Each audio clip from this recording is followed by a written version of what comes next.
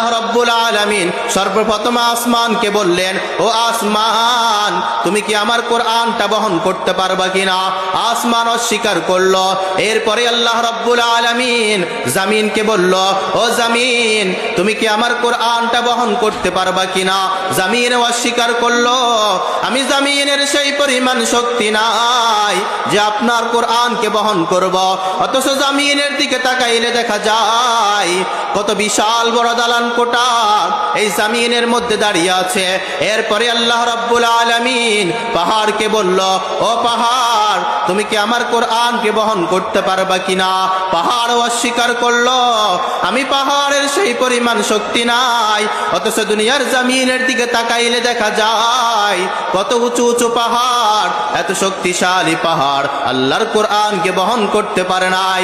এরপরে আল্লাহ রাব্বুল আলামিন একেবারে দুর্বল জাতি মানব জাতিকে বললেন, তোমরা কি আমার কোরআনকে বহন করতে পারবা কিনা? মানব জাতি চিন্তা করলো, আল্লাহর বড় বান্দা আসমান অস্বীকার করলো, জমিন অস্বীকার করলো, পাহাড় অস্বীকার করলো। আমি যদি অস্বীকার করে দিই তাহলে তো আমার মালিকের কুদরতি অন্তরটা বেজার হয়ে যাবে। এরপরে আল্লাহ রাব্বুল আলামিন এই কোরআনটা আমার আপনার মায়ার নবী রহমাতুল লিল আলামিনের উপর কোরআনটা নাজিল করেছেন, আমাদের নবীর উপর কোরআনটা নাজিল করেছেন। মাহবুবে খুদা সাল্লে আলা নামে মুহাম্মদ, আঁখো কা জিয়া দিল কা জিলা নামে মুহাম্মদ, आँखों का जिया दिल का जिला नाम मोहम्मद, सरकार दो आलम पे मेरे जान फिदा हो, सरकार दो आलम पे मेरे जान फिदा हो, कुर्बान मेरे वालिदा ये नब के ऊपर हो, कुर्बान मेरे वालिदा ये नब के ऊपर हो। अल्हम्दुलिल्लाह, আল্লাহ রব্বুল আলামিনের দরবারে লাখো কোটি শুকর আদায় করি যে আল্লাহ রব্বুল আলামিন আমাকে আপনাকে জামিয়া ফাতেমা রাদিয়াল্লাহু তাআলা আনহার মধ্যে আসার এবং বসার জন্য আল্লাহ রব্বুল আলামিন আমাকে আপনাকে কবুল করেছেন। এই জন্য আল্লাহ রব্বুল আলামিনের দরবার শুকর আদায় করি। সময় অনেক স্বল্পতা, তো যে আয়াতে কারিমা তেলাওয়াত করেছিলাম এই আয়াতে কারিমার মধ্যে আল্লাহ রব্বুল আলামিন বলেন, আর রহমান, আমি আল্লাহ হলাম রহমান, আল্লামাল কোরআন। রহমানের পরিচয় হচ্ছে যিনি কোরআন শিক্ষা দিয়েছেন। এরপর বলতেছেন খলাকল ইনসান, মানুষ সৃষ্টি করেছেন। এই জায়গার মধ্যে একটা প্রশ্ন আসতে পারে যে আল্লাহ রব্বুল আলামিন কেন আগে কোরআনের কথা উল্লেখ করেছেন, এরপরে মানুষের কথা উল্লেখ করেছেন?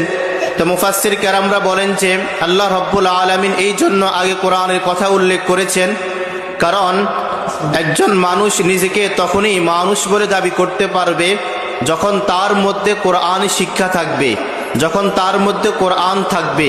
এজন্য আল্লাহ রব্বুল আলামিন পবিত্র কালামুল্লাহর শুরুতেই আগে আনিয়েছেন আল্লামাল কোরআন, আমি আল্লাহ কোরআন শিক্ষা দিয়েছি। তাহলে একজন মানুষ যদি নিজেকে মানুষ বলে দাবি করতে চায় তাহলে তার মধ্যে কোরআনই শিক্ষা থাকতে হবে। আর এই কোরআনই শিক্ষাগুলাই থাকার জন্য এই সমস্ত প্রতিষ্ঠানগুলা হয়েছে, এই সমস্ত প্রতিষ্ঠানগুলা হয়েছে। আল্লাহ রসুল হাদিসের মধ্যে বলেন যে ক্বালা ক্বালা রাসূলুল্লাহি সাল্লাল্লাহু আলাইহি ওয়াসাল্লাম, খায়রুকুম মান তাআল্লামাল কুরআন ওয়া আল্লামা। আল্লাহর হাবিব বলেন দুনিয়ার জমিনের মধ্যে দুই শ্রেণীর ব্যক্তি হলো সব থেকে উত্তম ব্যক্তি, যে ব্যক্তি নিজে কোরআন শিখে এবং কি অন্যকে কোরআন শিক্ষা দেয়। এই দুই শ্রেণীর ব্যক্তি হলো সব থেকে উত্তম ব্যক্তি। তাহলে আল্লাহ রসুল বলেন যে খায়রুকুম মান তাআল্লামাল কুরআন ওয়া আল্লামা, যে দুনিয়ার জমিনের মধ্যে কোরআন শিখে এবং কোরআন শিক্ষা দেয়, এই দুই শ্রেণীর ব্যক্তি হলোই সব থেকে উত্তম ব্যক্তি। তাহলে এই সমস্ত জামিয়া ফাতেমা রাদিয়াল্লাহু তাআলা আনহা মহিলা মাদ্রাসাগুলো আছে, এই মাদ্রাসাগুলোর মধ্যে কোরআন শিক্ষা দেওয়া হয়। তাহলে যে সমস্ত মা বাবারা তাদের ছেলে সন্তানকে এই সমস্ত মাদ্রাসাগুলোর মধ্যে ভর্তি করাইবে, তাহলে তাদের ছেলে সন্তানগুলা আল্লাহ রসুলের হাদিস দ্বারা প্রমাণিত তারা উত্তম ব্যক্তি হিসাবে গণ্য হবে। এখন তো আমাদের সমাজের মধ্যে একটা প্রচলিত হয়ে গিয়েছে যে মানুষ বলতে থাকে ছেলে সন্তানদেরকে মাদ্রাসার মধ্যে পড়াইলে কি ফায়দা হবে, ভালো টাকার চাকরি করতে পারে না। না, ছেলে সন্তানকে যদি মাদ্রাসার মধ্যে পড়ান তাহলে দুনিয়া তো আপনার সম্মান হবে, আখিরাতও তো আপনার সম্মান হবেই। দুনিয়ার জামিনের মধ্যে ছেলে সন্তানকে যদি কোরআনে হাফেজ বানান, ছেলে সন্তানকে যদি আলেম বানান, ওই ছেলে সন্তান যখন দুনিয়ার জামিনের মধ্যে মানুষের সামনে ইমামতি করবে তখন কিন্তু বাবার সম্মানটা বেড়ে যাবে, মায়ের সম্মানটা বেড়ে যাবে। সবাই বলতে থাকবে অমুকের ছেলে কোরআনে হাফেজ হয়েছে, অমুকের ছেলে আলেম হয়েছে। দুনিয়ার জামিনের মধ্যে ওই হাফেজে কোরআনের মা বাবার সম্মান বেড়ে যাবে, আখিরাতের মধ্যেই তো ওই মা বাবার সম্মান বেড়ে যাবে। আল্লাহ রসুল হাদিসের মধ্যে বলেন কোন মা বাবা যদি তার ছেলে সন্তানকে কোরআনে হাফেজ বানায়, ওই পরিবারের মধ্যে যদি আল্লাহ রাব্বুল আলামিন যদি কাউকে জাহান্নামে ঘোষণা করে দেয়, তখন আল্লাহ রাব্বুল আলামিন ওই হাফেজ কোরআনকে বলবেন যে তুমি তোমার পরিবার থেকে 10 জনকে বিনা হিসাবে জান্নাতের মধ্যে নিয়ে যেতে পারবা। তাহলে মা বাবা যদি তার ছেলে সন্তানকে কোরআনে হাফেজ বানায়, ওই ছেলে সন্তান কিয়ামতের ময়দানে মা বাবাকে নিয়ে এরপরে জান্নাতের মধ্যে প্রবেশ করবেন। দুনিয়ার জামিনের মধ্যে ছেলে সন্তানকে কোরআনে হাফেজ বানান, দেখবেন যে দুনিয়া তো কামিয়াব এবং আখিরাতের মধ্যে কামিয়াব হয়ে যাবেন।